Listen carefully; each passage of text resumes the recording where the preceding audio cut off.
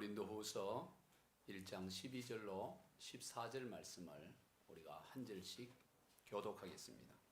우리가 세상에서 특별히 너희에 대하여 하나님의 거룩함과 진실함으로 행하되 육체의 지혜로 하지 아니하고 하나님의 은혜로 행함은 우리의 양심이 증언하는 바니 이것이 우리의 자랑이라.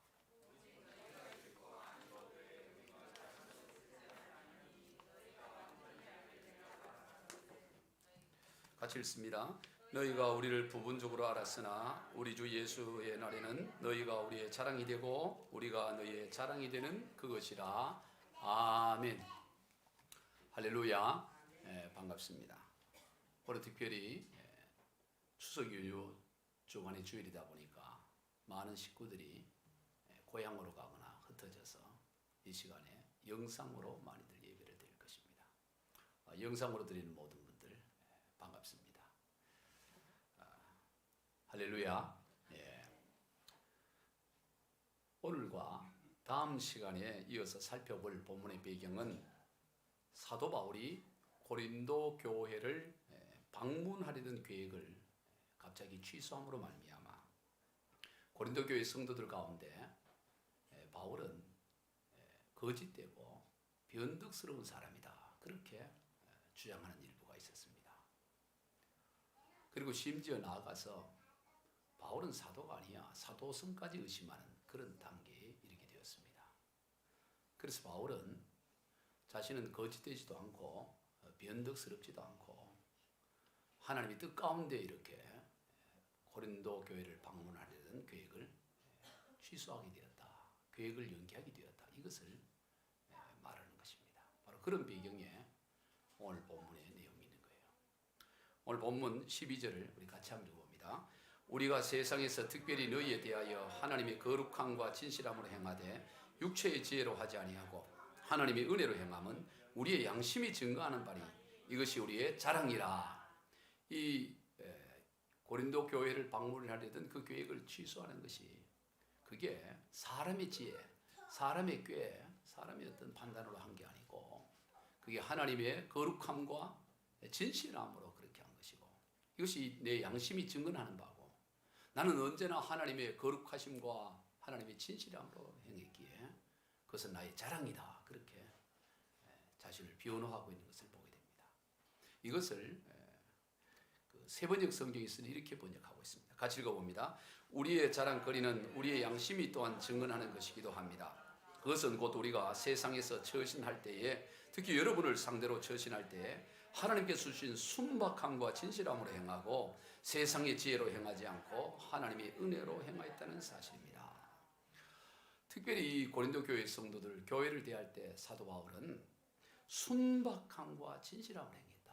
내가 사람의 지혜나 또 세상의 어떤 그런 방식으로 유불리를 따져서 어떤 것을 행하는 게 아니고 언제나 순박함과 진실함으로 나는 그렇게 해왔고 지금도 그렇게 하고 있다, 그렇게 말하고 있습니다. 이것을 공동 번역에서도 이렇게 번역합니다. 시작. 우리는 이 세상에서 특히 여러분을 대신한 인간의 꾀를 부리지 않고 하나님의 은총으로 그분의 뜻을 따라 솔직하고도 진실하게 살아왔다는 것을 양심을 걸고 말할 수 있으며 또 이것을 자랑으로 여기고 있습니다. 여러분을 대하면서 나는 인간의 꾀를 부리고 그렇게 한 게 아니다. 하나님의 뜻을 따라 솔직하고 그리고 진실하게 살아왔다. 이게 내 양심을 걸고 하는 말이고 이건 나의 자랑이다, 그렇게 자신을 변호하고 있습니다. 양심에 조금도 거리낌이 없이 그렇게 살아왔다는 거죠. 당시 고린도 교회는 참으로 많은 문제가 있었던 교회입니다.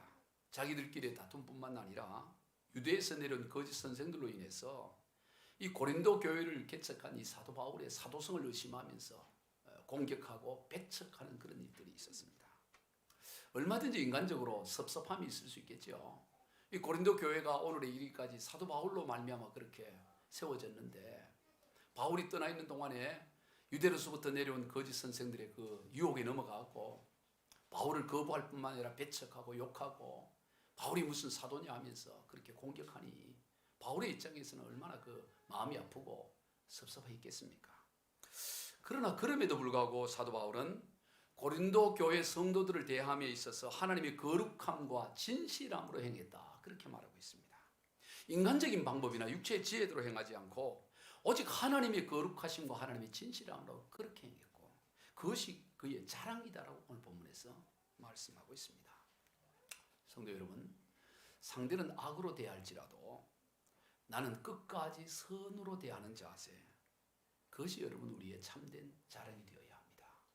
우리가 이 세상 가운데 자랑할 것 가운데 중요한 것은 누가 어떻게 나를 대하든지 나를 악의로 대하고 나를 험담하고 아무리 나를 오해하고 그렇게 대한다 할지라도 나는 끝까지 선으로 그를 대하는 자세, 끝까지 하나님의 뜻을 따라 하나님의 거룩함과 하나님의 진실함으로 대하는 그 자세가 바로 우리의 참된 자랑이다라는 것입니다. 로마서 12장 17절 이하를 같이 읽습니다. 아무에게도 악을 악으로 갚지 말고 모든 사람 앞에서 선한 일을 도모하라. 할 수 있거든 너희로서는 모든 사람과 더불어 화목하라. 악에게 지지 말고 선으로 악을 이기라. 여러분, 오늘 우리 그리스도인은 악에게 지지 말고 선으로 악을 이기는 사람들입니다. 그러면 악에 진다는 것은 어떤 것일까요? 악에게 지는 것은 악에 대하여 악으로 반응할 때 그것이 악에 대해서 지는 삶의 모습인 것입니다. 악에 대해서 이기는 것은 악에 대해서 선으로 반응할 때 그것이 악을 이기는 것입니다.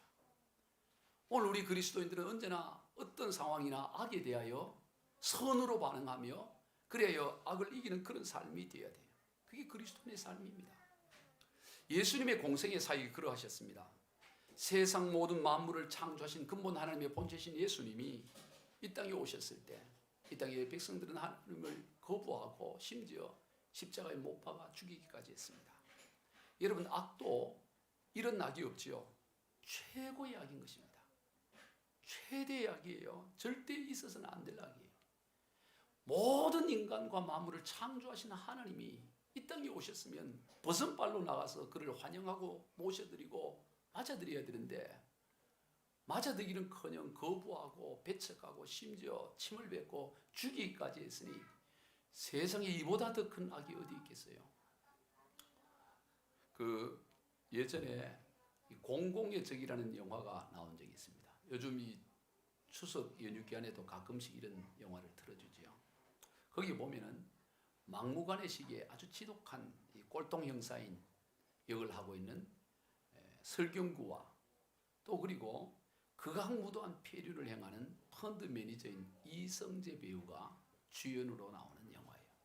아마 이 공공의 적이라는 영화는 많이들 보셨을 것입니다. 늘 그 명절 때마다 틀어주고 그러잖아요. 그 영화에서 펀드 매니저인 그 역을 하는 이성재가 이제 막대한 수익을 거둘 상황이 처해졌습니다. 투자를 해서.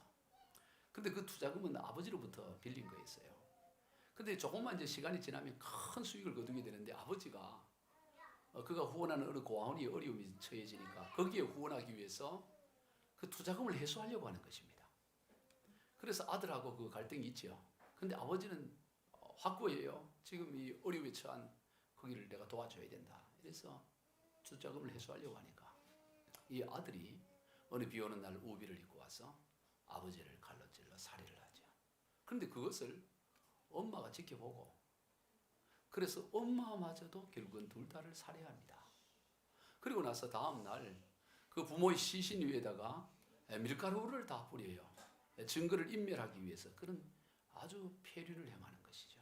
그런데 그 엄마가 죽어가면서 그 아들의 증거를 인멸하기 위해서 아들이 칼로 찌르다가 자기 손에 손톱이 이렇게 잘렸는데 칼을 잘못 써서 그 손톱을 엄마가 삼켜요. 쓰러지면서. 왜? 그게 증거물로 되면 아들이 형벌을 받게 되기 때문에 그것을 이렇게 감추기 위해서 본인이 아들에게 칼에 찔려 죽어가면서 그것을 입으로 삼키는 겁니다. 그런데 그게 오히려 도리어 나중에 그가 범인인 것이 증거로 나타나게 되는 결정적 계기가 되는 거죠. 우리는 여기에서 그 아들의 그 극악무도한 그 폐륜도 보지만 그보다 그 어머니의 사랑, 아버지와 어머니를 칼로 찌겨 죽이는 그 아들의 그 폐륜마저도 감싸고 품어주는 그 어머니의 그 사랑을 우리를 볼 때 참으로 놀라운 사랑인 거죠. 이게 어디 좋은 대학 가서 배운들 그렇게 할 수 있겠어요? 어릴 때부터 교육을 잘 받은다고 그럴 수 있겠습니까? 그것은 하나님으로부터 주어지는 하나님이 우리에게 아버지의 마음을 심어준 그 마음이죠. 바로 그것이 우리는 예수님의 십자가의 죽음의 현장 가운데서 생생하게 볼 수가 있습니다. 예수님은 근본 하나님이시죠. 그런데 그분을 우리가 배척하고 극악무도하게 십자가에 못 박아 죽였다는 것은 이거는 부모를 살해한 것보다 더 놀라운 그 심각한 죄인 것입니다. 그런데도 불구하고 우리 예수님은 십자가에서 죽어가는 그 현장 가운데서 피가 다 빠져나가고 그 얼마나 고통스럽겠어요. 정신을 차릴 수 없는 그 상황 가운데서도 정신을 가다듬어 가면서 자기를 십자가에 못 박고 죽이고 그리고 그 밑에서 조롱하고 비웃고 그 무리를 향해 예수님이 하나님 아버지 앞에 안간 힘을 써서 중보의 기도를 하는, 용서의 기도를 하는 것을 우리가 보게 되는 것입니다. 누가복음 23장 34절 35절 읽어봅니다. 시작. 이에 예수께서 이르시되 아버지 저들을 사하여 주옵소서. 자기들이 하는 것을 알지 못함이니이다 하시더라. 그들이 그의 옷을 나눠 제비 뽑을새 백성은 서서 구경하는데 관리들은 비웃어 이르되 저가 남을 구원하였으니 만일 하나님이 택하신 자 그리스도이시면 자신도 구원할지어다 하고 군인들도 희롱하면서 나와 신포도주를 주며 이르되 내가 만일 유대인의 왕이면 네가 너를 구원하라 하더라. 여러분, 사람이 아무리 큰 죄를 지어서 연쇄 살인범이라 할지라도 그에 대해서 이게 십자가형을 당해서 죽어가게 되는 것을 보게 되면 아이고 그 죄 지어서 저렇게 죽는 거 싸다 이렇게 할 사람은 거의 없어요. 아무리 마땅히 죽어야 될 죄인도 그 처참한 고통의 죽음 앞에서 그것을 지켜보는 사람들이 그에 대해서 안타까운 마음이 들죠. 저 사람 어쩌다 저래 죽어가나 이런 생각이 들고 사람에게 누구에게나 측은지심이라는 게 있어요. 그런데 지금 예수님은 특별히 어떤 그 잘못이 명백하게 드러나지 않았음에도 불구하고 그렇게 죽어가는 그 현장 앞에서 사람들은 막 조롱하고 머리를 흔들고 침을 뱉고 비웃고 막 그래요. 그때 예수님의 마음이 어땠을까요?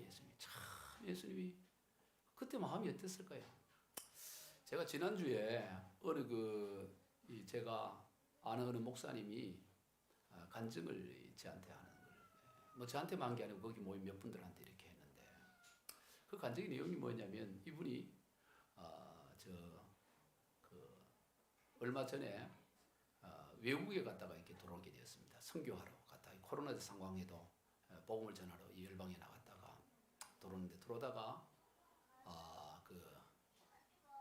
비행기 안에서 확진자가 생긴 거예요.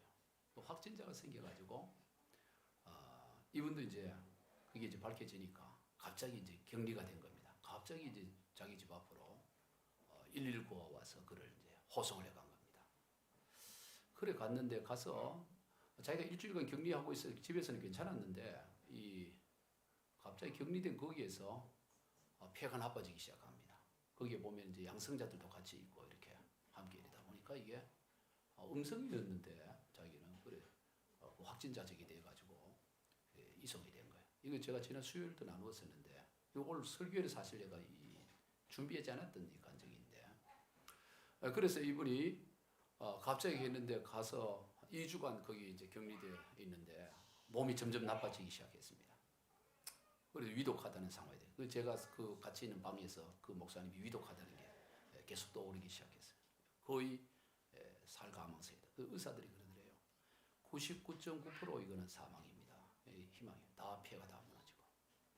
그래서 더 이상 이제 그 병원에서 안 돼서 그래도 이제 서울대병원으로 자리가 나서 이제 옮기게 되는데 엠브레 실려갈 거 아니에요. 실리는데 실릴 때 보면 우리 그 TV에도 많이 보잖아요.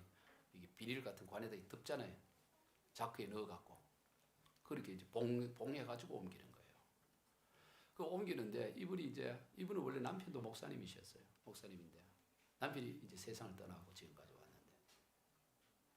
그 늘 기도하면서 남편이 떠나고 나서 늘 기도하기를 하나님 저는 우리 남편 떠나고 주님이 늘 저와 함께 저를 늘 저와 함께 이렇게 함께 해주세요. 이게 이제 늘 그가 기도했던 거예요. 그래서 이제 그 119에 실려서 그 안에 그런 그걸 뭐라 그래야 돼요? 관이라 그럴 수도 없고 뭐라 그러지? 그걸 박스라 그래야 되나? 하여튼 거기에 이렇게 해서 자크를 채워서 가는데 근데 그런 마음이 들대요. 주님이 내 옆에 지금 함께 누우면 얼마나 좋을까? 이런 마음이 들더래요. 하나님으로부터 생기는 마음이죠. 그런데 그 마음이 드는 순간에 보니까 주님이 바로 그 공간에 자기만 딱 누울 수밖에 없는데 그 여유분이 있어가지고 거기서 주님이 그를 이렇게 품어주는 걸 느껴지는 거라. 틀어지는데 주님이 이제 그를 이렇게 품는 게 느껴져. 자기는 이분이 서울에 있는 명문대 법대를 나왔어요. 그래서 아주 이성적이에요. 자기는 한 번도 환상도 본 적도 없고 직접 음성도 들은 적도 없고 자기는 굉장히 이성적으로 그렇게 살아왔는데 주님이 이렇게 품어주는데 품어주면서 소리가 들리는데 막 오늘 본문 지금 읽었던 막 그 예수님을 십자가에 못 박고 막 네가 그리스도면 네가 거기서 내려와 봐라 막 조롱하는 군중의 소리가 자기 귀에 생생하게 들리는 거예요. 생생하게 들리는데 막 저주하고 그러는 거죠. 그 사람들이. 그런데 그때 찬양이 나오기 시작하더래요. 내 너를 위하여 피 흘려 줬건만 너 나를 위해 우리 찬양에서 내 너를 위하여 그 찬양이 막 흘러나오는데 그 찬양이 들리는 순간 막 너무 가슴에서 울음이 터져 나오는데 참지를 못하는 거예요. 그래서 막 그 안에서 너무 우니까 119 그 기사가 그 기사 차를 세워놓고 야단을 막 치더래요. 왜 그걸 우냐? 울면서 그 죽는다고 막. 자기는 지금 은혜 때문에 막 충만해갖고 은혜가 막 이래 우는데 하나님이 그래. 운전수가 그 함께했던 그들이 막 야단을 쳐갖고 울음을 멈춰야 돼. 그래서 환상이 다 멈춰진 거예요. 그게 다 끝난 거예요. 그리고 병원에 했어요. 근데 했는데 보니까 이거는 이제 사망이 확정된 거다 이렇게 본 거예요. 그런데 그때부터 놀라운 하나님의 역사가 일어나기 시작한 거예요. 이게 수치가 점점 괜찮아져서 결국에는 완전히 회복이 되어진 거예요. 이게 이런 게 없었던 거라. 그리고 음성이 된 거예요, 다. 그래서 이게 정말 100% 죽을 수밖에 없었는데 이게 살아났으니까 이거를 뭔가 이렇게 취재를 하고 방송을 하자. 그렇게 요청을 했는데 그까지는 그러지 말라고 그랬다는 거예요. 그러면서 이분이 그 전까지는 워낙 이성적이고 판단이 이게 해서 이 남이 뭘 잘못하고 옳지 않으면 그걸 가만히 두지를 못하는 거예요. 특히 법을 전공해서 그런지 아주 분명하게 또 얘기하고 그런 사람인데 그걸 딱 경험하고 나서 싹 사람이 달라지는 거예요. 근데 예수님이 그때 뭐라고 하셨냐면은 자기에게 가장 감동을 준 게 자기를 이렇게 품어주면서 막 십자가 그 조롱하는 그 소리를 들으면서 자기도 막 가슴이 아팠잖아요. 이제 그러니까 99.9% 사망이라 그러니까 내가 이제 주님 앞에 서야 되는데 주님 앞에 서려는 게 아무것도 없는 거라 부끄러운 거예요. 그 부끄러운데 하나님 그 기회를 준 거 아니에요. 그래서 자기는 주님한테 죄송하고 부끄러운데 주님이 그러시더래요. 그 십자가에 막 조롱하는 소리를 하면서 내 마음이 그래. 내가 이거 갖고 너 정죄하는 게 아니야. 너 야단치는 게 아니고 내 마음이 그렇다는 거야. 그러니까 이걸 어떻게 해석해야 될지 사람마다 해석이 좀 다를 수 있겠지만 그러니까 예수님을 조롱하고 막 핍박하고 욕하고 그러는 걸 그 예수님이 그런 거에 대해서 내 마음이 아프다. 내가 그렇다. 이거를 이제 정죄가 전혀 안 하더래요. 자기는 제일 걱정이면 주님 앞에 있으면 정죄받을 게 제일 걱정이에요. 왜냐면 나도 정죄하며 살았기 때문에 사람 잘못된 거 모르고 정죄. 근데 주님이 내 마음이 그래. 이렇게 야단치는 게 아니고. 그래서 그게 너무 은혜가 되어지고 그래서 회복해서 지금 살아나서 얼마나 간증도 하고 이렇게 활동을 해요. 은혜가 됐으면 좋겠어요. 이게 오늘 설교로 예비된 설교 내용은 아니에요. 갑자기 오늘 누가 23장 읽었다 보니까 나누어야 되겠다는 생각이 들어서 여러분 주님이 십자가에서 막 우리가 막 이렇게 욕하고 저러고 이럴 때 주님은 긍휼한 마음이 드는 거예요. 쟤들이 몰라서 그래요. 몰라서 너무 마음이 아픈 거예요. 아파서. 그래 품는 거죠. 그게 바로 악을 선으로 이기시는 주님이에요. 여러분 예수님이 이 땅에 오셔서 공생의 사역 동안에 엄청난 많은 일들을 행했지만 이 예수님께서 십자가에서 정신이 혼미해져가고 피가 빠져나가고 죽어가는 그 극한 고통 가운데서 정신을 차려가면서 아버지 저들을 용서해달라고 하는 이 기도야말로 예수님의 공생의 사역 중에 최고의 정점인 거죠. 그 악을 선으로 갚으시는 그 주님의 그 사랑이 있었기에 오늘 저와 여러분이 이 주일을 맞이하여 하나님을 찬양하고 예배하고 그 주님이 악을 선으로 이겼기에 오늘 우리가 하나님을 아버지라 부르고 하나님의 백성이 될 수가 있는 것입니다. 그럼 어떻게 우리가 우리 주님이 그렇게 했듯이 악을 선으로 이길 수 있는 삶을 살 수 있을까요? 그것은 역사의 주관자가 하나님임을 정말로 믿을 때 그렇게 할 수 있는 것입니다. 늘 말씀을 드리지만 시장 바닥에서 가장 그 값어치 없이 팔리는 참새 2마리 동전 몇 푼에 팔리는 그 참새 2마리가 팔리고 사고 하는 것도 그리고 저녁 때가 되면 떨이로 팔고, 이마저도 하나님의 허락것이 없이는 이루어지지 않는다고. 그것 또한 하나님의 섭리 가운데 있다고 주님 말해요. 그 정도가 아니라 저와 여러분은 머리털까지 세신다고 주님이 말씀하고 있다면, 오늘 우리가 이 땅 가운데서 악을 당하고 모함을 당하고 억울한 일을 당하고 그럴 때 하나님이 모를 리가 없는 거예요. 그것 또한 다 하나님의 섭리 가운데서 불꽃 같은 하나님의 눈앞에서 일어나고 있는 일이라는 것입니다. 그러기에 우리는 그런 일을 당했을 때 억울해하거나 원통해하는 것으로 아니고, 그 상황 가운데서도 우리 주님 다 알고 계시니까, 다 하나님의 섭리 가운데 일어나는 일이니까 우리는 그 가운데서도 얼마든지 선을 행할 수가 있다라는 거예요. 그래서 오늘 우리 그리스도는 어떤 형편을 만나더라도 선을 행할 얼마든지 그런 능력이 우리 안에 있는 것입니다. 왜?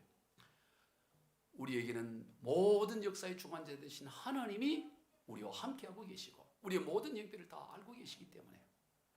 그 대표적인 예가 우리가 자주 보는 이 창세기에 나오는 요셉의 삶을 우리가 보면 알 수가 있어요. 우리가 가만히 생각하면 우리가 이 땅에서 아무리 어렵고 모함을 당하고 억울한 일을 당해도 요셉의 10분의 1은 안 돼요. 요셉은 어린 나이에 엄마를 떠나보냈어요. 어린 나이에 엄마가 세상을 일찍 떠나고 다른 엄마가 셋이나 있었어요. 근데 그 다른 엄마들은 요셉만 보면 이 눈총을 주고 그 아버지의 사랑받으며 그렇게 살아갔습니다. 그런데 그가 17살에 형들에 의해서 이국 말리 애굽 나라에 수천리 떨어진 그 땅에 노예로 팔려가요. 17살이면 알 것 다 알아요.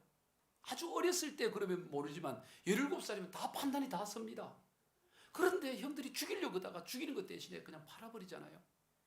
그때 그 요셉의 마음이 어떻게 해서 그게 그냥 KTX 타고 가는 게 아니잖아요. 그 먼 길을 수천리 길을 걸어갈 때 노예로 묶여서 포로가 돼서 노예로 팔려갈 때 억장이 무너지지 않겠어요? 이가 갈려지지 않겠어요? 내가 어떻게든 살아가지고 탈출해가고 형들 내 원수 갚겠다고 그렇게 마음이 들지 않겠습니까? 우리가 아무리 어려운 일을 당하고 아무리 그 참 모함을 당하고 그래도 요셉의 10분의 1도 안 됩니다. 요셉의 10분의 1도. 그런데 나중에 요셉이 총리가 되지요. 그리고 나중에 그 기근을 만난 형들이 다 쌀 구하러 양식 구하러 그 애굽에 나와서 그 요셉과 만남이 됩니다. 요셉이 총리가 됐으면 뭐 상상을 했겠어요? 근데 그가 총리라는 사실을 알게 되니까 사시나무 듯이 떠오른 거예요. 요셉의 말 한마디만 끝나는 겁니다. 이건 뭐 재판도 필요 없어요. 이 XX 애들 그냥 죽여. 그러면 그냥 다 죽는 거예요. 그냥 끝나버리는 거예요. 말 한마디면. 그런데 요셉이 무슨 말을 하느냐? 성경의 여러 말씀 중에 참이 너무 묵상할수록 은혜가 되고 힘이 되는 말씀, 멋있는 모습이에요. 이런 사람한테 시집가야 돼요. 요셉 보세요. 창세기 45장 5절부터 시작. 당신들이 나를 이곳에 팔았다고 해서 근심하지 마소서, 한탄하지 마소서. 하나님이 생명을 구원하시려고 나를 당신들보다 먼저 보내셨나이다. 이 땅에 2년이 동안 흉년이 들었으나 아직 5년은 바까리도 주수도 못할지라. 하나님이 큰 구원으로 당신들의 생명을 보존하고 당신들의 후손을 세상에 두시려고 나를 당신들보다 먼저 보내셨나니 그런즉 나를 이리로 보낸 이는 당신들이 아니요 하나님이시라. 하나님이 나를 바로에게 아버지로 삼으시고 그 온 집의 주로 삼으시며 애굽 온 땅의 통치자로 삼으셨나이다. 이야, 이 멋있잖아요. 당신들이 날 보낸 게 아니고 하나님이 이럴 날이 올 줄 알고 당신과 우리 가족 다 먹여 살리라고 온 세상 살리라고 나를 보낸 겁니다. 이 모든 일이 하나님의 섭리 가운데 있었습니다. 하나님 몰래 일어난 일이 아닙니다. 이 놀라운 고백을 하잖아요. 오늘 저와 여러분도 이런 고백할 수 있기를 축원드립니다. 이게 멋이에요. 사람이 좀 살 때 멋있게 살다 가야 되잖아요. 돈 많다고 멋있는 게 아닙니다. 정말로 하나님의 절대 주권을 믿을 때 억울한 일을 당해서도 넉넉함으로 부어주고 악을 선으로 갚을 수 있는 것입니다. 하나님의 절대 주권을 믿는 그런 믿음이에요. 세상은 그럴 수 없어요. 왜? 그런 하나님을 믿지 않는데 어떻게 그럴 수 있어요? 억울해서 그래 뭐 하는 것입니다. 그래서 세상 방식은 언제나 악에 대해서 더 큰 악으로, 더 큰 복수로, 그래서 통쾌한 복수로, 그 복수 혈전 그런 게 영화로 나오잖아요. 복수해야 돼. 그럴 때 카타르시스를 느끼고. 세상은 그래요. 왜? 없으니까 내가 다 해야 되는 거예요. 그러나 우리 그리스도인은 그럴 필요가 없어요. 왜? 모든 것이 하나님의 섭리 가운데 어느 것 하나 하나님 몰래 일어나는 이것이 아무것도 없기에, 악한 자들의 악한 계획에도 하나님 몰래 일어나는 일이 아니기에 뭐든지 다 우리는 선으로 반응할 수가 있는 것입니다. 오늘 본문에서 사도 바울이 그랬어요. 그런 얼마든지 인간적인 방법이나 그런 육체적 지혜로 반응할 수 있어서 그런 권리도 있었습니다.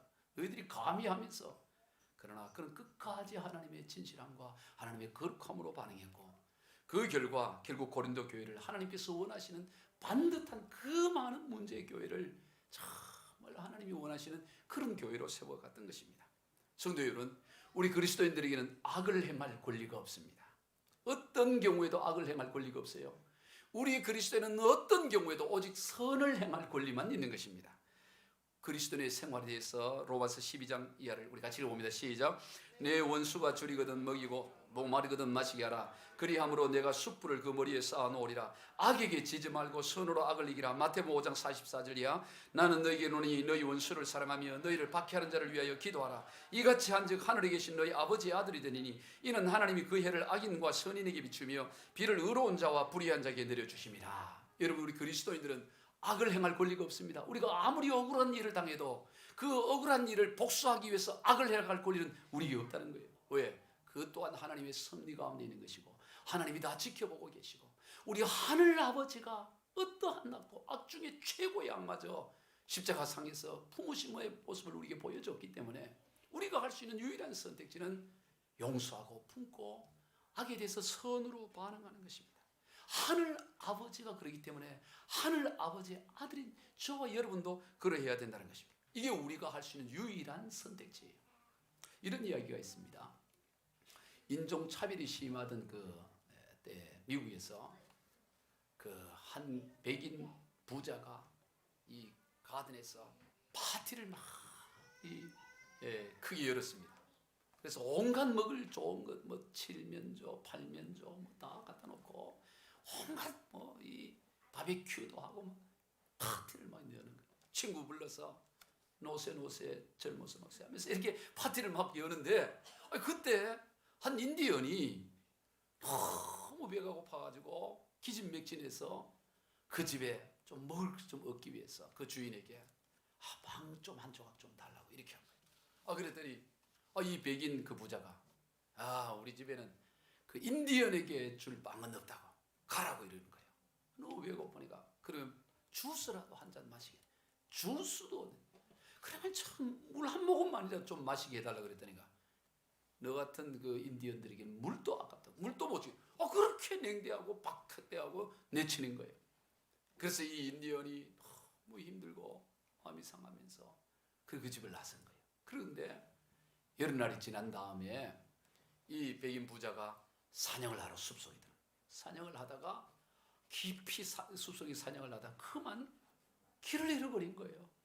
길을 잃어버려서 어디로 갈지 방향 감각을 모르는 거예요. 워낙 미국인 나라가 크고. 그래 헤매고 이제 어찌할지 모를 때 밤은 깊어가고 이제 밤이 되어가고 이렇게 어두워져. 그런데 거기를 지나가던 한 인디언이 그를 보고 자기 집으로 데려간 거예요. 그 어두우니까 잘 몰랐어요. 집에 가서 보니까 이 사람인 거예요. 자기가 박대했던 그 사람이에요. 그런데 이 인디언이 그 사람에게 먹을 것과 마실 것을 다 이렇게 베풀어 주는 거예요. 그러자 이 백인 부자가 너무 민망하고 부끄럽고 이래가지고 뭐라 그러냐면 나는 그때 당신을 그렇게 박대하고 매몰차게 그래 쫓아냈는데 당신을 왜 내게 이렇게 선대하게 나를 이렇게 섬겨주면 이래 이제 은혜를 베푸냐고 그랬더니 이분이 뭐라고 말을 했냐면 저는 그리스도인입니다. 하나님을 믿는 그리스도인입니다. 저는 지금 그때 당신이 내게 준 수모 그거에 대해서 지금 복수를 하고 있는 중입니다. 그러더라는 거예요. 아무도 감동을 안 받는 이게 뭔 말인지를 몰라가고 그러는 거예요. 복수를 어떻게 한다가 여러분도 복수한다 그러니까 거기 음식에 뭐 독탄다 그게 아니고 그리스도인의 복수는 어떻게 하는 거예요? 베풀고 사랑하고 아끼고 그게 그리스도인의 복수라는 거예요. 우리 한 번 더 로마서 12장 20절 21절 뒤에 있는 거 한 번 더 읽어봅시다. 시작. 내 원수가 줄이거든 먹이고 목마르거든 마시게 하라. 그리함으로 내가 숯불을 그 머리에 쌓아놓으리라. 악에게 지지 말고 선으로 악을 이기라. 여러분 우리 그리스도의 복수는 원수가 줄일 때 먹을 거를 주는 게 목마를 때 마실 것을 주린 게 그게 복수예요. 할렐루야. 그런 복수는 많이 하시길 바라요. 그런 복수를. 다음으로 오늘 본문에서 사도 바울은 고린도 교회 성도들이 그의 자랑이 되고 그 또한 고린도 교회 성도들의 자랑이 되기를 원한다. 서로 자랑이 되기. 나도 너의 자랑이 되고 너도 나의 자랑이 되기를 원한다. 여러분, 우리 그리스도인들은 서로가 자랑이 되어야 됩니다. 성도들은 목사님이 자랑스럽고 목사님은 성도들이, 또 성도들 간에 서로 부부 간에도 서로 자랑이 되는 거예요. 당신 자랑이 뭐냐 그럴 때 내가 가지고 있는 이게 아니라 나와 관계하는 어떤 사람이 나의 자랑이 되어야 되는 거예요. 자, 오늘 본문 13절로 14절을 우리 같이 한번 읽어봅시다. 시작. 오직 너희가 읽고 아는 것 외에 우리가 다른 것을 쓰지 아니하노니 너희가 완전히 알기를 내가 바라는 것은 너희가 우리를 부분적으로 알았으나 우리 주 예수의 날에는 너희가 우리의 자랑이 되고 우리가 너희의 자랑이 되는 것이라. 서로 자랑이 되는 거예요. 근데 그게 언제냐? 우리 주 예수 그리스도의 날에, 우리 주 예수 그리스도의 날에 자랑이 되는 거예요. 여러분, 우리 주 예수 그리스도의 날이 있습니다. 우리 주님께서 재림하신 날, 또 우리가 주님의 앞에 나가는 날, 주님 앞에 심판의 그 보좌 앞에 나가는 그 날이 우리 주 예수 그리스도의 날이에요. 그 날에는 모든 것이 다 드러나요. 모든 것 드러나지 않는 게 없어요. 그 당시에 숨겨져 있던 게 모든 게 다 명백하게 드러납니다. 우리 마태복음 10장 26절에서 예수님의 말씀입니다. 시작. 그런즉 그들을 두려워하지 말라. 감추인 것이 드러나지 않을 것이 없고 숨은 것이 알려지지 않을 것이 없느니라. 감추어진 게 없습니다. 하나님 앞에, 아까도 말씀을 드렸습니다만 하나님 앞에 모든 것이 다 하나님 앞에서 일어나는 일이기 때문에, 하나님 등 뒤에서 일어날 수 없기 때문에 그 모든 것이 그날에 다 드러나게 되는 거예요. 그때 어떻게 돼야 되느냐? 자랑이 돼야 되는 것입니다. 그때 모든 것이 드러날 때 자랑이 돼. 숨겨져 있을 때는 모르지만 드러나는 날이 되면, 지금은 부분적으로 알기 때문에 너희들이 오해하고 나를 몰라도 그래도 괜찮다. 언젠가 다 드러날 일이다. 주의 날 때 다 드러날 날이 오기 때문에 그때 너희들이 나의 자랑이 되기를 원하기 때문에, 너희들이 지금 부분적으로 몰라서 나를 오해하고 그래도 나는 거기에 개의치 않고 나는 끝까지 하나님의 거룩함과 진실함으로 행한다고 말하는 거예요. 여러분, 우리가 끝까지 우리가 나갈 것은 주의 날이 우리에게 있습니다. 그러므로 오늘 우리 그날이 우리의 자랑거리가 되는 거예요. 그때는 내가 몰랐는데 저분이 저런 분이었구나. 그때 자랑거리가 되는 거예요. 그러면 그때만 자랑거리가 되느냐? 아니죠. 오늘 이 땅의 삶 가운데서도, 오늘 하루하루에 살아가는 삶 가운데서도 서로와 서로의 자랑거리가 되어야 되는 것입니다. 사도 바울의 자랑은 바로 거기에 있었어요. 성도들이 그의 자랑이, 서로가 자랑이었습니다. 데살로니가전서 2장 19절 20절 시작. 우리의 소망이나 기쁨이나 자랑의 면류관이 무엇이냐? 그가 강림하실 때 우리 주 예수 앞에서 너희가 아니냐? 너희는 우리의 영광이요 기쁨이니라. 여러분, 우리의 영광과 기쁨과 자랑이 우리가 서로 관계하고 있는 우리 지체들이 돼야 돼요. 여러분, 누군가를 지금 생각할 때 그 사람만 생각만 해도 흐뭇한 마음이 들고 기쁨이 있고, 그 사람만 생각만 해도 영광이 되는 그런 사람이 있습니까? 또 여러분은 그 누군가에게, 그 사람이 여러분을 생각할 때 아이고 생각만 해도 그분 생각하면 흐뭇해지고, 그분만 생각하면 기쁨이 나오고, 그분만 생각하면 영광이 되는 그런 대상인 그런 사람이 되고 있습니까? 여러분, 우리 그리스도인은 그렇게 돼요. 우리가 서로 가만히 생각하면 흐뭇한 거예요. 우리 교우들을 생각하면 흐뭇한 거예요. 관계가. 그리고 기쁨이 되는 거예요. 서로가 그런 관계가 돼요. 그게 서로의 자랑이 되는 것입니다.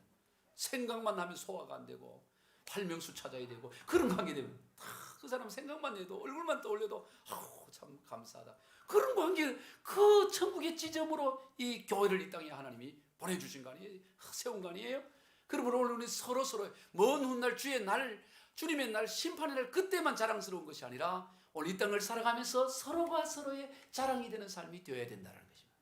그럼 어떻게 하면 서로가 서로의 자랑이 될까요?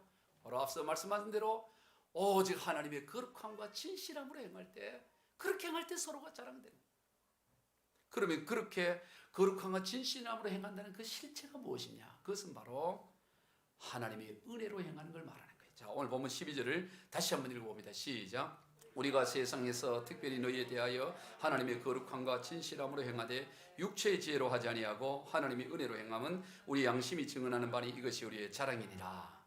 자, 이거 보세요. 하나님의 거룩함과 진실함으로 행한다, 그렇게 말씀하고 나서 바로 이어서 또 하나님의 은혜로 행한다, 이렇게 표현하고 있어요. 이게 무슨 말입니까? 하나님의 거룩함과 진실함으로 행한다고 하고 또 이어서 하나님의 은혜로 행한다는 것은 하나님의 거룩함과 하나님의 진실함으로 행한다는 자체가 바로 하나님의 은혜로 행한다는 것을 말하는 거예요. 오늘 우리가 어떻게 하나님의 거룩함과 진실함으로 사람을 대할 수 있습니까? 하나님의 은혜로 대할 때 그렇게 할 수 있는 것입니다. 그러면 하나님의 은혜라는 게 뭐예요? 은혜라는 것은 헬라어 카리스라는 이 단어는 값없이 주어진 좋은 것들을 은혜라고 말하는 거예요. 뭐 자기의 노력으로 받은 게 아니에요. 아무 값이 없어요. 아무 값 없는데 그저 그냥 값없이 주어진 좋은 것, 그것을 우리는 은혜를 받았다 이렇게 표현하는 것입니다. 즉 하나님의 은혜로 행한다는 것은 하나님께서 값없이 우리에게 주어진 그 좋은 것들로 행한다는 거예요. 즉 나의 자원, 내가 가진 것으로 뭘 행하는 것이 아닙니다. 내 힘, 내 것으로 한 것이 아니고 값없이 하나님이 우리에게 준 것 그거 가지고 행하기 때문에, 그러기 때문에 자랑할 것도 없고, 그러기 때문에 혈기를 낼 것도 없고, 그러기 때문에 섭섭해할 것도 없어요. 바울이 고린도 교회를 개척하고 세웠지만 바울의 자원으로, 바울의 능력으로, 바울이 가진 것으로 한 게 아닙니다. 전적인 하나님으로부터 주어진 좋은 것들, 하나님의 은혜로 고린도 교회를 세웠어요. 그렇기 때문에 바울이 사실은 고린도 교회 성도들이 바울을 향해 비난을 하고 욕을 하고 배척을 해도 그거하고 사실은 섭섭해할 게 없어요. 굳이 섭섭해한다면 바울을 쓰신 하나님이 섭섭해할 거지 바울이 섭섭해할 이유가 없습니다. 왜 바울이 섭섭해합니까? 내가 했다고 생각하기 때문이에요. 내 것으로 했다고 생각하기 때문이에요. 여러분이 누군가를 이렇게 도와주고 베풀었는데 그 사람이 여러분의 도움에 대해서 좋게 반응하지 않을 때 섭섭해하지요. 왜 합니까? 아니 내가 줬는데 저런다고 생각하는 거예요. 그런데 그건 사실 하나님으로 말미암아 내게 주어진 거죠. 하나님의 은혜로 했다고 생각하면 우리는 모든 사람에 대해서 우리는 선으로 반응할 수가 있는 것을 보게 됩니다. 오늘 본문의 사도 바울이 그랬던 거예요. 돌아보면 모든 게 하나님의 은혜였던 것입니다. 그래서 그는 고백하기를 고린도전서 15장 9절로 10절 시작. 나는 사도 중에 가장 작은 자라. 나는 하나님이 교회를 박해하였으므로 사도라 칭함받기를 감당하지 못할 자니라. 그러나 내가 나된 것은 하나님의 은혜로 된 것이니 내게 주신 그의 은혜가 헛되지 아니하여 내가 모든 사도보다 더 많이 수고했으나 내가 한 것이 아니요 오직 나와 함께 하신 하나님의 은혜로다. 바울은 말하는 거예요. 나는 누구보다도 예수 믿는 사람 박해하고 핍박하고 죽이는데 앞장섰던 사람인데, 아니 나 같은 사람이 어떻게 사도로 부름을 받아서 교회를 세울 수 있어? 그 말도 안 돼, 말도 안 돼. 전적인 하나님의 은혜야. 내 것으로 한 것이 아니라 전부 하나님이 하신 일이야. 나야, 나 된 것 전부 하나님의 은혜고, 내가 누구보다도 더 많이 하고 헌신하고 수고를 했지만 그것도 하나님의 은혜로 한 거지 내 것으로 한 게 아니라는 거예요. 그러므로 자랑할 것이 없다는 것입니다. 바로 그런 인생이 모두의 자랑이 되는 것입니다. 내 것을 자랑할 것이 없을 때 우리는 모든 이의 자랑스러운 인생이 되어지는 것입니다. 내 것을 자랑하게 되면 거기서는 자랑이 나오지 않아요. 내 것은 아무것도 없다고, 전부 하나님의 은혜라고, 오직 하나님의 은혜로 행했다고, 오직 하나님의 거룩함과 하나님의 진실함으로 행했다고, 그렇게 행할 때 그는 모두의 자랑이 되는 것입니다. 여러분, 세상에 어떤 사람도 자기를 자랑하는 사람을 자랑스러워하는 자는 없어요. 겸손한 자를 자랑스러워하지, 어떤 위대한 일을 했다고 해도 그걸 내가 했습니다 그러면 아무리 나라를 구한 일을 했다 하지라도 그 사람을 자랑스러워하지 않아요. 큰 일을 했네 하는 것뿐이지 그를 영광스럽게 하고 기뻐하고 흐뭇해하고 그렇게 하지 않습니다. 누구도 스스로를 자랑하는 데서는 자랑이 나오지 않습니다. 나는 오직 하나님이 하셨습니다. 오직 하나님의 은혜입니다. 거기에 자랑이 나오는 거예요. 민수기 12장을 보면 이 모세에 대해서 지상에 사는 모든 사람 중에서 가장 겸손한 사람, 가장 온유한 사람이다, 그렇게 말하고 있어요. 여러분, 성경에 얼마나 귀한 인물들이 많아요. 오늘 살펴봤던 요셉도 그렇고 성경에 많은 귀한 인물들이 다 있는데 성경은 꼭 집어서 모세가 세상에서 모든 사람들 중에 가장 겸손한 사람, 가장 온유한 사람이라고 그렇게 기록을 합니다. 우리 생각과는 다르죠. 아니 모세 우리 잘 알잖아요. 모세가 그가 왕궁에서 자라다가 어느 날 밖에 나가봤더니 그 애굽의 사람이 그 히브리 사람을 매질하는 걸 보고 그걸 보고 참지 못해가지고 그 혈기를 못 참아가지고 그 사람을 때려서 죽이잖아요.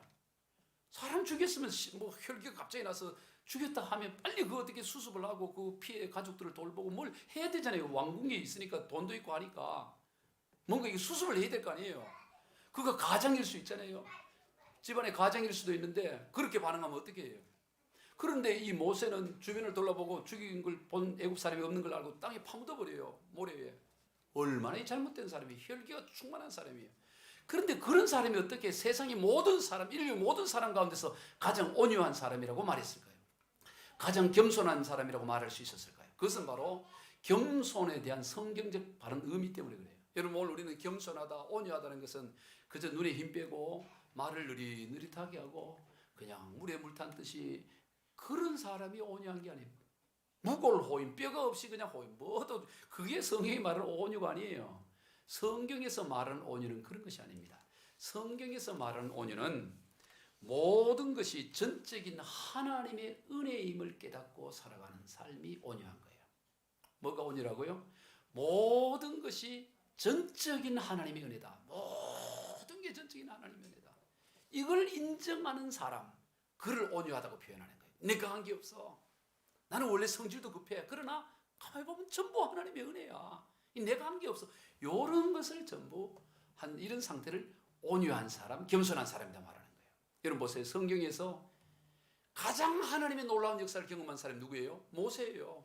모세만큼 하나님의 그 역사를 생생히 경험한 사람이 없습니다. 그는 그 40년을 처가살이를 합니다. 늘 말씀을 드리지만 보리쌀 서말만 있어도 처가살이 하는다 그랬잖아요. 옛날에. 요즘은 그러지 않아요. 요즘 반대입니다. 옛날에는 그랬어요. 그런데 40년을 처가살이를 해요. 그러면서 자기 양떼도 없어. 장인 양떼 치고 있다고. 80노인이 40년 동안. 인생 그냥 어떻게 보면 그냥 완전히 맥을 놓은 거예요. 나이는 이제 80이 됐습니다. 아무것도 없어요. 그런데 하나님은 그를 불러갖고 바로 앞에서 10가지 재앙을 하고, 그런데 그 재앙과 그 기적이 나타나는데 거기에 모세가 한 건 아무것도 없어. 모세가 한 거는. 딴 사람 몰라도 모세는 너무 잘 알잖아요. 자기가 무슨 뭐 능력으로 한 게 아무것도 없다고요. 홍해가 갈라질 때 모세가 무슨 힘을 막 줘서 손에서 바람이 나오고 그런 게 아니라고. 장풍을 쓴 게 없어. 모세는 단 일도 하나도 한 게 없어. 하나도. 하늘에서 만나가 내리고 며칠간 했는데 모세가 한 게 뭐 있어? 아무것도 없어요. 반석에서 물 나오는 거 아무것도 없습니다. 말에서 물을 담으로. 모세는 아무것도 한 게 없어. 아무것도. 그러나 사람들 보기에는 모세가 참 대단하다고 박수치고 역시 모세 그러지. 사람들은 다 모세 대단하지만 모세는 자기 자신을 누구보다 잘한다고요. 우리 이제 어제 우리 그 조영기 목사님 소천에서 학원 예배 드리고 장례식을 했잖아요. 얼마나 훌륭합니까? 세계를 다니고 세계 최대의 교회를 세우고 너무너무 귀한 일이죠. 그래서 조 목사님 하면 다 머리 숙이고 박수치고. 그러나 조 목사님은 알아요. 내가 한 게 없다고. 본인은 누구보다 잘한다고. 조 목사님이 무슨 능력이 있어서 안전병이를 이렇게 세웁니까? 조 목사님이 무슨 능력이 있어서 중풍여자를 고칠 수 있겠어요? 단 0.1%도 없어요. 전부 하나님이 한 거라고. 하나님이. 그래서 그분은 하나님이 하셨다는 걸 알기 때문에 제가 그 방송으로 이렇게 그 장례 예배를 발인 예배를 하는 김장한 목사님이 설교를 하셨잖아요. 중앙침례교회 들으면서 김장 목사님이 그 얘기했더라고요. 아니 우리 교회는 중앙침례교회는 다 해봐야 한 2만 명밖에 안 되는데 목사님 교회는 몇십만이 되는데 그 몇십만 되는 교인들이 예배 자리에 앞자리에 앉으려고 막 달려가는데 우리는 2만 명도 안 돼도 뒷자리부터 앉는다고. 그래서 목사님 그거 참 어떻게 그러냐 그랬더니 조 목사님 그렇게 얘기했대요. 목사님 기도 몇 시간 하냐고. 저는 뭐 새벽 기도하고 그리고 또 극동방송 사정이든 바쁘잖아요. 김장한 목사님. 밥 먹을 때 아침 저녁 새벽 기도하고 그래 1시간 또 채 할 거면 나는 5시간 합니다. 그러더라고요. 5시간. 조영기 목사님 얼마나 바빠요. 얼마나 5시간 기도했다는 거예요. 왜 기도할까요? 기도가 뭐예요? 나는 할 수 없다는 거예요. 할 수 있으면 뭐 왜 기도 5시간 합니까? 내가 뭘 할 수 있는데 5시간 기도한다는 말은 했다는 말은 뭐 한다는 거예요. 나는 뭐야? 하나님 하지만 안 하면 나는 뭐 합니다. 그 고백 아니겠어요? 그 고백인 거예요. 하나님이 아니면 내가 그게 겸손인 거예요. 겸손이라는 게 아닙니다. 모세는 너무 잘했던 겁니다. 내가 뭘 할 수 있는 게 아무것도 없어요. 그래서 모세는 가장 많은 하나님의 역사를 경험해 있는 사람이기 때문에 가장 많이 자신이 할 수 없고 전적으로 하나님이 한다는 것을 인류 역사상 가장 생생하게 경험을 했기 때문에 이 민수기 12장에서 모세는 지면의 모든 사람들보다 가장 겸손한 자다고 온유한 자라고 그렇게 기록하는 것입니다. 겸손의 성경적 바른 의미인 것입니다. 여러분 오늘 우리가 모든 것이 하나님의 주체임을 믿을 때 우리는 무조건 겸손하게 되고요. 그리스도인들이 해야 될 가장 중요한 일은 뭐냐? 자기를 낮추고 다 하나님이 하십니다. 그걸 고백하면 우리는 얼마든지 내 힘으로 하지 않고 다 선으로 할 수 있어요. 내가 뭘 한다 그러니까 여기서 다툼이 이거 생기는 거예요. 전적인 하나님의 은혜입니다. 사도 바울이 얼마나 위대한 사역자입니다. 그러나 그가 일생 동안 두려웠던 게 하나 있습니다. 이 바울은 목숨을 내놓은 사람이에요. 목숨을 내놔. 얼마나 목숨을 내놨든지. 그냥 돌에 맞아 죽었다고 성밖에 내던졌는데 털고 일어나서 그 다음날 36km 떨어진 다른 지에 가서 복음을 전할 그런 열정이 뭐 죽음도 두려워. 그냥 그 매질을 하고 밟고 이래가지고 옷이 다 찢어지고 차고가 차이고 감옥에 지하 감옥에 갇혔는데도 일어나고 막 찬송하는 그런 사람 아니에요. 죽음을 좀도 두려워하지 않았던 바울이에요. 누가 죽인다 그래도 그거 뭐 눈 하나 깜짝하지 않았던 바울이에요. 그런데 그가 일생 동안 두려워한 게 있어요. 일생 동안 그거 하나는 늘 두려워했어요. 여러분 그게 뭘까요? 바울이 일생 동안 두려워했던 거. 그걸 오늘 고린도전서 9장 27절 합니다. 시작. 내가 내 몸을 쳐 복종하게 되면 내가 남에게 전파한 뒤에 자신이 도리어 버림을 당할까 두려워함이로다. 바울이 제일 두려웠던 게 뭐냐? 교만해질 걸 두려워한 거예요. 하나님은 바울이 워낙 사역을 많이 하니까 교만하지 못하도록 브레이크로 그의 육체에 가시를 줬습니다. 몸에 가시를 줘서 그 가시 때문에 교만해질 수가 없어요. 몸이 아프고 약하니까. 그러나 몸에 가시가 있어도 교만해지려면 얼마든지 교만해져요. 왜? 다들 바울 하고 그러면 자기도 모르게 이렇게 교만해질 수 있는 거 자기도 모르게 상황이. 그래서 바울은 몸에 가시뿐만 아니라 그 가시를 스스로 때리는 거에 더 아프게 자기를 쳐서 그래서 내가 한 게 아무것도 없다고 오직 하나님이 하신 거라고 해서 그렇게 함으로 말미암아 내가 버림받지 않으려고. 왜? 내가 뭘 했다 하는 순간 버림당하는 거예요. 왜? 하나님이 다 했는데. 사람은 속을 수 있죠. 사람은 모를 수 있어요. 저 사람이 뭘 한다 생각하지만 하나님은 알잖아요. 네 한 게 아무것도 없어. 내가 다 했는데 니를 통해서 내가 했는데 네가 한 척하면 하늘 버려버리잖아요. 그럴까 봐 바울은 일생 동안 그걸 두려워하면서 늘 자기를 치고 낮아졌다는 거예요. 이를 고린도전서 9장 27절 이렇게 합니다. 다시 한번 시작. 나는 내 몸을 쳐서 굴복시킵니다. 그것은 내가 남에게 복음을 전하고 나서 도리어 나 스스로 버림을 받는 가리는 신세가 되지 않으려는 것입니다. 가리는 신세가 되지 않으려고 그렇게 했던 것을 봅니다. 제가 말씀을 정리합니다. 우리는 언제나 하나님의 거룩함과 하나님의 진실함으로 행해야 돼요. 어떤 누구에게도 악으로 갚는 악에게 지는 인생 되면 안 됩니다. 세상 사람은 악에게 더 큰 악으로 더 크게 해서 통쾌한 복수를 한다 그러지만 오늘 우리 그리스도인은 선으로 사랑으로 통쾌한 복수하는 거예요. 아멘. 축복 기도함으로 복수하는 거예요. 미운 사람에게 사랑 주고 축복하고 그게 그게 우리의 복수인 것입니다. 선으로 악을 이기는 삶. 그게 바울이 오늘 그렇게 오직 하나님이 그러기 위해서는 하나님이 은혜로 행해야 돼요. 어떻게 하나님이 거룩함과 진실함을 하느냐? 나는 아무것도 없고 오직 하나님이 하는 겁니다. 하나님이 하는 겁니다. 오직 하나님의 은혜로 행할 때 하나님의 거룩함과 진실함을 하는 거예요. 내가 뭘 했다 그러면 그건 안 되는 거예요. 그럴 때 자랑스러운 인생이 되는 거예요. 나를 자랑하지 않고 오직 예수 자랑하고 주님 자랑하면 서로에게 자랑이 되는 인생이 되는 것입니다. 우리 모두 그런 인생 다 살아가시기를 주 예수 그리스도 이름으로 축원드립니다. 기도하겠습니다. 하나님 아버지 감사합니다. 오늘 우리에게 귀한 말씀으로 또 이 추석 명절 이 기간 동안에 자기를 자랑하지 말고 오직 하나님의 은혜로 하나님의 거룩함과 하나님의 진실함으로 나는 아무것도 아니고 오직 예수 오직 하나님만 자랑하는 그런 우리의 삶이 되게 하여 주옵소서. 축복하며 예수님의 이름으로 기도하옵나이다. 아멘.